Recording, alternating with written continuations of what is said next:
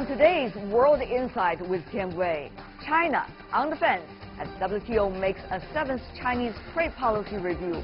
What does China have to show for 17 years of WTO membership? And we sit down with former WTO Justice Zhang Yuejiao, who talks about the ins and outs of the World Trade Watchdog and China's prospects as a market economy. We all for a multilateral.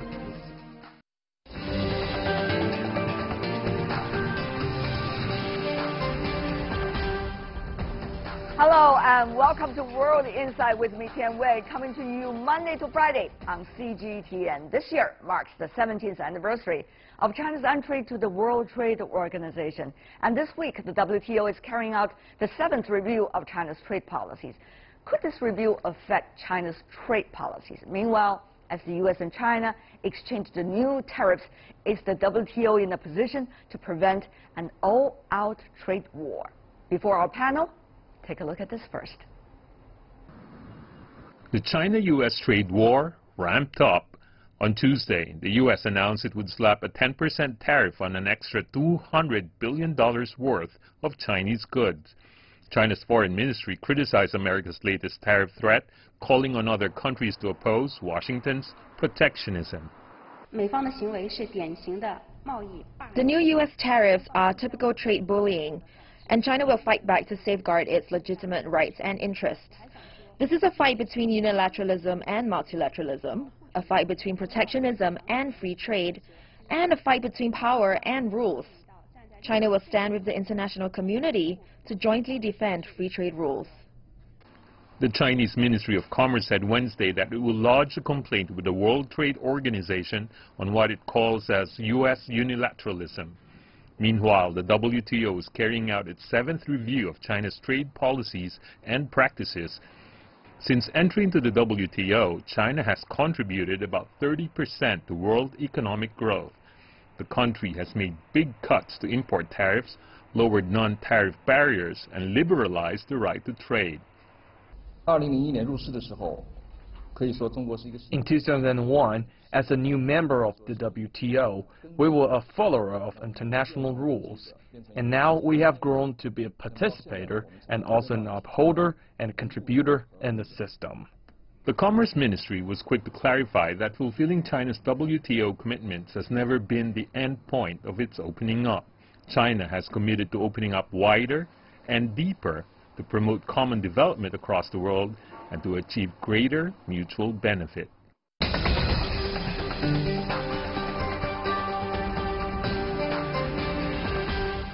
For more about the 7th WTO review of China's trade policies, with us in Beijing studio, Liu Baocheng, the Dean of the Center for International Business Ethics from the University of International Business and Economics. Welcome, sir. Joining us in Washington, D.C., Jeff Moon, a former assistant U.S. Trade Representative for China. And also in Southampton, we have Mike Bastian, who is a professor at the University of Southampton. Welcome, Professor, as well. Let me begin by asking you, Professor Liu. Yes. The 7th review. Obviously, China just filed a complaint to the WTO on Friday about the U.S. punitive tariffs against Chinese goods. What do you make of China's performance over the 7 years and the recent, shall I say, drama, at least, going on between China and U.S.? Well, China has really lived up to the WTO commitment as a developing country with 15 years of transition period of time. The fact that China has grown so fast, particularly in terms of its export drive, is really something that is beyond the calculation. Say 15 years ago when China joined the WTO, which is really deserved congratulations for China. But the fact also that China received many of those complaints in terms of anti-dumping, in terms of countervailing duties, and also safeguarding measures. But China really moved forward with further opening its door and also deliver far more than the commitment that was made to WTO, particularly in terms of supporting the least developed countries by voluntarily reducing the tariff almost to zero. Mr. Mu, China joined WTO. China has always been asking the question, particularly during the previous years, why China is still not being categorized as market economy status. That question has been asked repeatedly by China. Of course, now the timing has gone in a way, but still many question that whether it has been fair how China has been treated. With regard to whether China is a market economy in fact, that simply is not the case. China was a state-led economy. It was brought into the WTO with the assumption that it would adopt reforms to become a market-led economy. But that really has not happened. There have been reforms, but China is still fully state-led. There are still 5-year plans. There are still enormous state-owned enterprises. There are many instances where the state, not the market, guides the outcome. And in fact, the Chinese government reflects as a matter of policy that the market needs to play a greater role in the Chinese economy. Now, with regard to the WTO definition, that reflects the assumption that China was going to become a market economy, and after 15 years, for purposes of that definition, China would be declared a market economy. But that does not mean that the facts on the ground mean that China really is a market economy. It's just not. Okay, Professor Liu, if you have a plan, you are certainly a state-run economy? For China to really evolve from the totally mandated planned economy to the present day where market plays such a crucial role, this is really not an easy job. And also China has benefited, and the whole world has really benefited. But the matter of state-owned firms, whether they really justify the market economy, that's really something very controversial, because in many of the European countries who are considered to be fully market-driven economy, they still have state-owned firms instead of course, state-operated firms. So the fact that also China has made tremendous efforts to reduce the number of centrally owned state firms and try to introduce the proper modern management in terms of the governance is something that China is doing. But we cannot really ignore the historical legacy. A big bounce type of therapy to cure those or eliminate those state-owned firms may really send a big shock to the Chinese economy. Okay, Professor Bastian, all of this debate, is it still relevant anymore when you have the largest economy in the world trying to levy heavy punitive tariffs on its trading partners, not just China, the EU countries, Canada, Mexico, and some of the others even being labeled as national threats?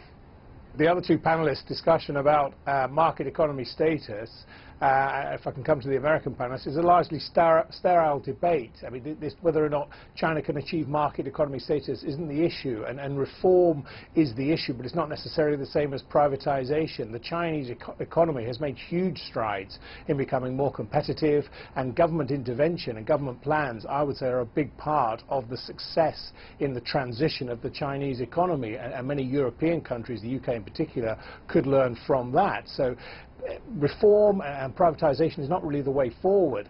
I think the biggest achievement, the biggest issue from which the Americans and Trump in particular could learn are China's massive investment and positive impetus when it comes to regional integration and economic integration and the prospect of a real free trade area across the Asia-Pacific region, which will open up all sorts of opportunities for European companies, European consumers across the region. So the Americans really need to wake up. Gentlemen, if you look at some of the things that's happening recently, the trade war, leading the World Trade Organization too, is it still going to be relevant as a result of that? Professor Bastian.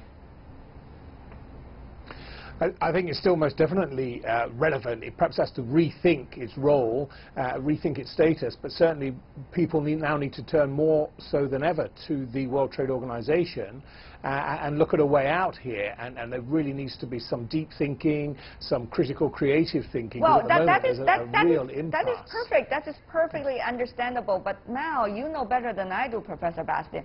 Even the judges that are supposed to be able to process some of the complaints filed by countries inside the WTO are not available to the extent of the number that should be there. And therefore, nothing can be done.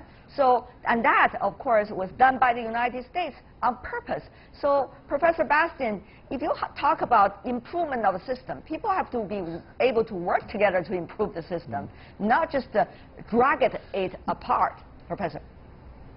Absolutely, absolutely. We're in uncharted waters here, particularly with Trump, but the WTO really is the body that needs to get people around the table. And if it means, and I think it probably will mean, more and more developed nations, in effect, coming together, uniting even more solidly behind the European governments, Germany in particular, and China, and rising Asian nations, almost against, in defiance of Trump, then so be it. And I suspect that's what will happen under the aura or the authority of the WTO. It's really a time to confront the Americans, I'm afraid, with this provocative, really internecine trade war that really is not going to do anybody any good, least of all the American public and American companies, who will suffer because so many of their businesses, supply chains, depend on imports from Asia and China. Mr. Moon, what is your understanding of the current status?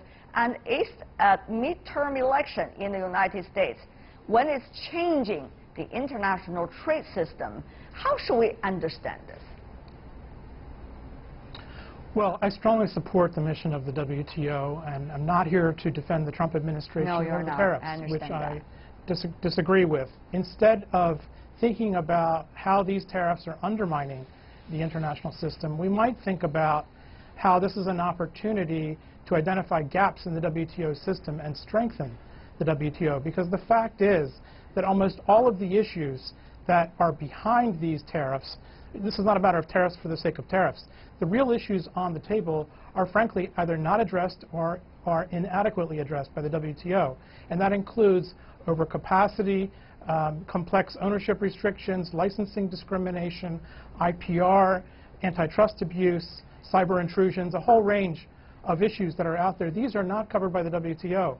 And after almost 25 years, it's probably time to update the WTO and to include digital trade, which did not even exist in 1995. But is creating a trade war the way to do it? That is the question, isn't it? I mean, when you talk about the percentage of the economy, yes, it might be just the 3% of the total trade, but the ill feelings created as a result of that, and the practice being used of levying punitive unilateral tariffs on the other trading partners. That is the problem, isn't it? And you think about it, your president on the Air Force One, and by the way, that is the president of America, whether you like him or not, that is the representative of the country. He talked about 34 billion, 16 billion, and then 200 billion and 300 billion more to come. That is coming from the president.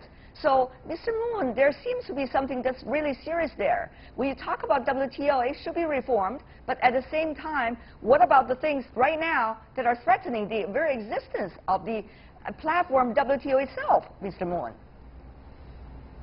Well, the reason we're at this point is that, frankly, negotiations have been tried for many years, some of which I've actually participated in. For example, there was a Global Steel Forum established a couple years ago under the G20 that has had little or no results. So in the press, there's talk about how the trade war just started. But actually, all of these issues have been on the table for many, many years without any resolution. And so that's why President Trump, I'm not justifying what he's doing, but I can explain that he's using the tools that are at his disposal. There are a handful of U.S. statutes that give him broad discretion, and that's why we are where we are. I would much prefer that we negotiate seriously and try to get serious rather than spoon-fed incremental progress with little overall impact. Professor Liu, on the one hand, the elites say, oh, I don't agree with the president. On the other hand, the president just continued to do what he's doing right now, which is creating threats to the international trade system. And the elites, they're saying, well, let's negotiate. So it's both carrots and sticks at the same time. I'm not even seeing much of the carrots yet. Professor Liu, how would you respond to your American colleague? Trade war is imminent, but the WTO is really they're in a crucial stage for reform. For example, you know, when WTO is only legitimizing the countermeasures against the punitive tariff if they are justified, but the fact that they are short of the compulsory enforcement. So that's a major defect. And there's no even collective action that can really be legitimized among other complaining countries. And also that the U.S., the unilateral decision is really disrupting the entire global trade order, particularly when it really taking place more heavily between the two biggest economies. So that can be a major concern. That can really cause a lot of the negative feeling among all the trading members around the globe. So therefore, to defend and reform the WTO, particularly in the dispute settlement mechanism, followed by a stronger enforcement mechanism. Right. So that is the necessary part. Professor Bastian, you want to put your thought here too? I think reform is essential. I agree with the other panelists, but I think the Americans, and Trump in particular, are boxing themselves into a corner. So if and when reform does take place and the WTO takes on a new position and improves the mechanism by which trade's resolution is achieved, the Americans probably will not take center stage. So they're really in danger of putting themselves out of place totally. So I think the American people need to wake up to the fact that they need to do something about this rogue president. Mr. Moon, I do have a question. It's a question about how in modern world discussions should take place. Is it about I'm the biggest trading nation in the world, I buy your products, and therefore I have to say about how things will go. You just listen to me. Otherwise, I punish you. And if I want to change the system, I will just change the system, whether you like it or not. Or is it about so-called multilateral system in which everybody should have a say to a certain extent, but eventually there has to be a consensus. Can consensus be established under threat, or can consensus be established under discussion? That is a very important question after World War II, right, Mr. Moon? Of course. I'm a multilateralist and a free trader, and I much prefer the WTO approach, and I prefer international consensus. My only point was that I think the Trump administration has concluded that efforts in that regard have led us to a dead end. Mr. Moon, I caught some of the key words you just said. I know, once again, you don't represent the current administration in the White House, but you suggest that possibly the Trump administration has concluded that earlier discussions, consensus building, is not going to work, and that is what it's doing right now, which is taking the other way forward. So if that is the case, well, the others do not necessarily going to agree with that. What would that mean to the international trade system once again? Or the other parties, when they do not necessarily agree with Trump administration's approach, what can they do? Are they going to seek other ways out? Are they going to do something without the U.S. participation? Or are they going to dismiss whatever the U.S. is trying to say because the U.S. already violated what they consider as the international norm and the international rules? So that is an interesting question, isn't it? Professor Bastian, from an academic perspective, how do you see the potential there? How this will play out is very difficult to see at this stage. I think it comes down to one or two European leaders really getting behind a few more, getting China on side, and really confronting the Americans. I think that really has to be the way forward. There can be no sort of soft touches here. So academically, from a business perspective, they roll into one, really. We've got to confront the Americans. I'm not sure whether people should really choose their side as the solution. But it's up for debate. Mr. Moon, the question is, how is the United States going to handle its trade relations in the future within the WTO framework, which the U.S. is benefiting right now, which you are still doing it and benefiting from it right now? For example, with Canada, for example, with Mexico, for example, with Germany, for example, with China, in which countries' punitive tariffs have been levied on these countries. And also these countries, to a certain extent, have also retaliated in kind. So, Mr. Moon, how will that discussion be like for the future? Well, I think, first of all, in terms of interpreting what the United States may or may not do, I would separate out the political statements from the economic facts. I think China's done a very good job of that, ignoring tweets and ignoring political rhetoric and trying to get right down to the facts. And I think that a lot of what Trump, well, the art of the deal for Trump is to try to get leverage through surprise by taking maximalist positions, but always thinking about his domestic constituency and the short term. And if you remember that, then what he is doing makes sense. I think in the longer term, there need to be, and there will be, discussions between the U.S. and China. We have resolved all kinds of issues over the years, and we will resolve this one.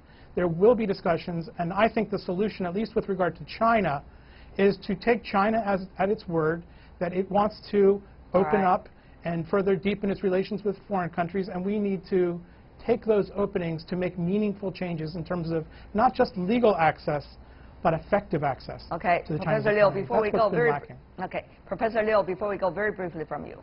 Well, still, you know, the one is really countries need to rally together to defend the multilateral trading system, and particularly the dispute settlement mechanism.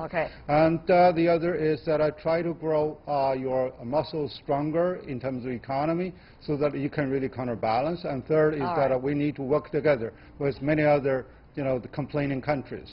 Professor Bastian, final words.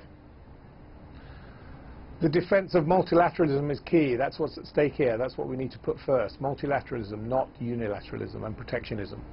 Mike Bastian, Jeff Moon, Liu Baocheng, thank you so much, gentlemen, for being with us from your own perspective, sharing with us your insights. Really appreciate it. You're watching World Insight with me, Tian Wei. Still to come on our program. About China's market economy status, we ask a former member of the WTO appellate body to weigh in. She is Zhang Yuejiao, the first woman appointed to the bench. The full interview right after this break. Should China still be viewed as a non-market economy or recognized officially as a market economy? The debate remains. This past year, U.S. President Donald Trump has vetoed the appointment of judges to an appeals body, further alienating the United States with the international governance mechanism. Will Beijing take on more responsibility? Nobody could answer it better than Zhang Yuejiao, the former member of the WTO appellate body, the first female judge from China ever to serve in that role, which is, according to the WTO official description, best performed by a person recognized worldwide with demonstrated expertise and should be broadly representative of the membership of the WTO. In an exclusive interview with me, Madam Zhang expressed her views directly as a respected legal expert.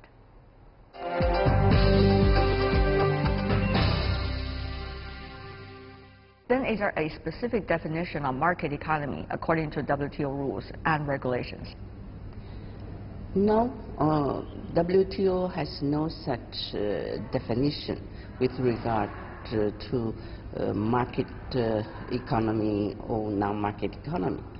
Only in one footnote of the anti-dumping agreement, for the calculation purposes of normal meaning, so they said all prices or almost all prices are fixed by the state. It's deemed as non-market economy to use third country or surrogate countries' prices. That's only for calculation of normal meaning of anti-dumping investigation. So now at this moment, according to China, the United States, and the EU, they all have different interpretations of what the market economy status is. What would that mean for this debate, as a result, legally speaking? As you know, the current multilateral trade negotiations has some difficulties to conclude the Doha round and to pursue new topics. However, the dispute settlement is going on well. How does that work among members? How long would it take for members to reach any conclusion or consensus? First, consultation.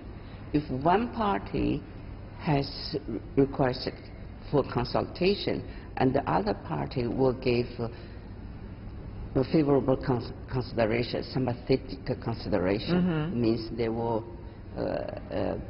make a consultation together.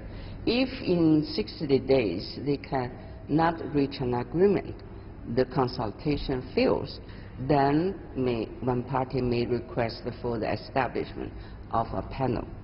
The panel is the first stage of the formal proceedings. Then it would take about 9 months to 1 year.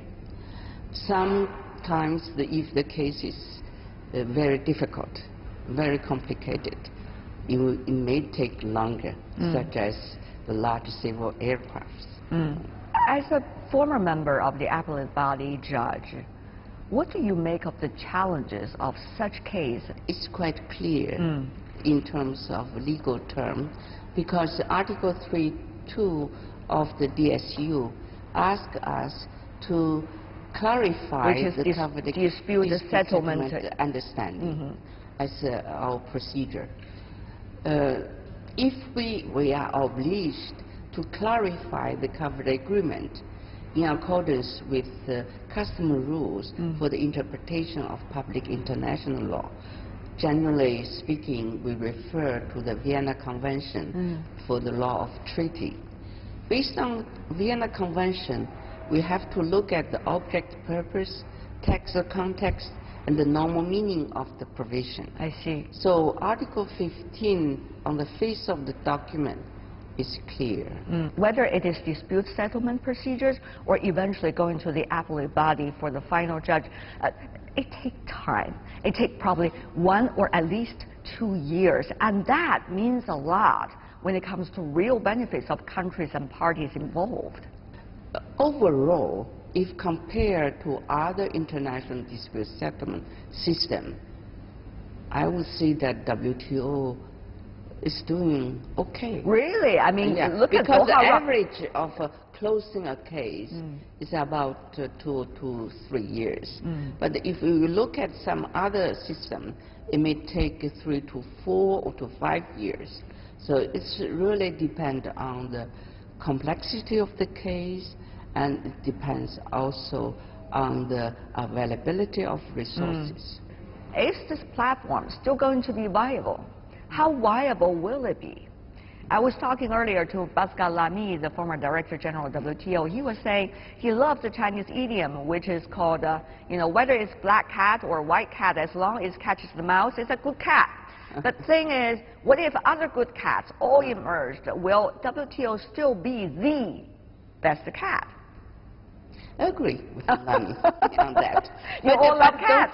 Don't forget, we all pro multilateralism. Really, globalization has brought many benefits to enhance the standard of living in general. But some would say, some of the, China has benefited the biggest, the most from the WTO. Is that true? Oh, first, I don't want to take a position to defend any party, but I have learned through the newspapers, China has also made a great sacrifice. For instance, to reduce the overcapacity of mining of coal or steel mill. So they have laid off many workers. They have to find new jobs for those workers. So this is a burden. But they are doing well, particularly some provinces, quite impressive. My view is, as the current DG mentioned, that in the United States, according to their studies, that it's not that globalization took out their jobs, but rather the technology. So they have to see to find the real problems. And to see where the engine of the growth should be. Yes. And the trade works. Are you the anti-trade is not good, particularly to reduce poverty. For all multilateral financial development institutions I have been to the World Bank, to the Asian Development Bank, to the Western African Development Bank. I saw so many poor people and the low-level developed countries. So they need aid for trade. They need international cooperation. So once they join the international cooperation, they can improve their standard of living.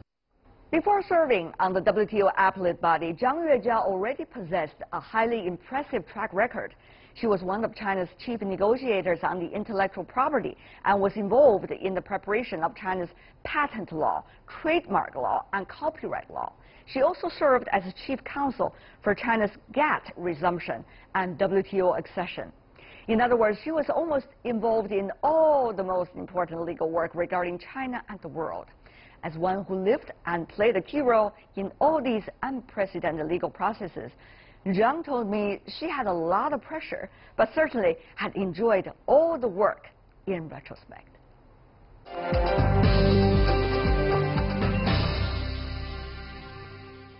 I was among the first generation to go selected among the outstanding high school graduates to go to France immediately after establishment of diplomatic relations. Wow, that must be a very impressive trip.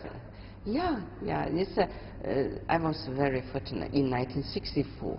Wow, what did you see there? Yes. Well, what was the takeaway of that trip for you as a young lady coming from China? Yes, it was a pressure on me because I have to think. I had homesick.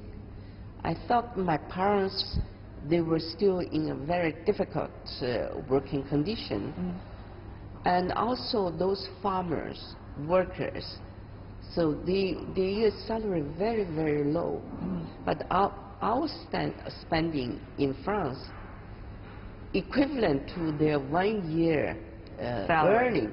So that's why I had tremendous pressure on me. So study very, very hard. In the late night, when there's no light, so I just use my hand light to read the books. So I said that time is so precious. I have to learn as many as possible, as much as possible.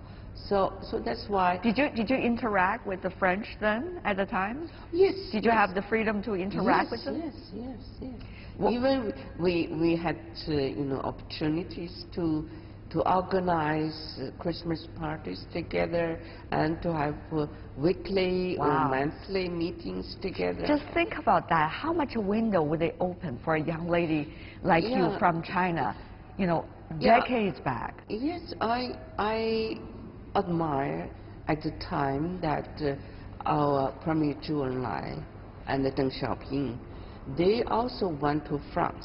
So we visited their manufacturers that they have to work as a hard labor. Hard labor. Yeah, when they were very young, they went to also France. We were very fortunate than them. So that's encouragement for us. Yeah. I still believe that I should learn as much as possible to have a solid knowledge to serve my country. Madam Zhang, you were also participating in China's resumption negotiations into the GATT and then later WTO. You were also a key member in the negotiations between China and the United States, China and the EU in terms of intellectual property rights. Those are hard negotiations. I mean, you were the one of the key members studying all the details. Were you having difficulty sleeping at night because there could be a loophole in the scripts that you read through, and yet you said yes, but eventually it could be a problem? At the time, really, I had a very difficult, challenging job because, we had a new staff, new team, and we have to coordinate different agencies, patents, trademarks, copyrights, and different industries. And they are new as well. Yes, so a lot of coordination work as well. Sometimes the negotiations went very difficult, very late. I think I spent almost 1 week in the office. At the time, the office facilities were not as sophisticated, as comfort as today. So only cold water and a wood chair. So, but only slept 2 hours or maximum 3 hours. On the wooden chair, yes, every night? Yes. For a whole week? Yes. So I don't feel bad about that. Rather, it's a good memory for me because I've learned a lot. Because I feel confident that I contribute not only to the ministry that they have assigned me for such important responsibility, to also contribute to the intellectual property legal system establishment. I'm very happy that China's now current rule of law system developed so fast. Final question for you, Madam Zhang. As a legal expert, if politicians around the world, presidents and premiers around the world having a meeting, and they want you to give a speech, what would you suggest to these people? I have no ambition. As a retired appellate body judge of the WTO, what would you say? As a leader of a country, they have to follow the United Nations Charter for peace and development. It's crucial to enhance the standard of living of all people, and also to promote and improve the rule-based multilateral trading system. It's important. But what about national interests? They were elected by their own constituencies. That's the strength of the WTO system. Because it's a one single undertaking, it's a mandatory. You agree with the rules, you accept, you join, you take it or you leave it. So there's no grandfather provisions, there's no exceptions, except that those general exceptions. I think that is very, very important. If all countries, they follow the same rules to do international trade, enhance the transparency and the predictability. It's good for companies, it's good for governments. I would say that trade works. Trade is the engine for development. Nobody can deny.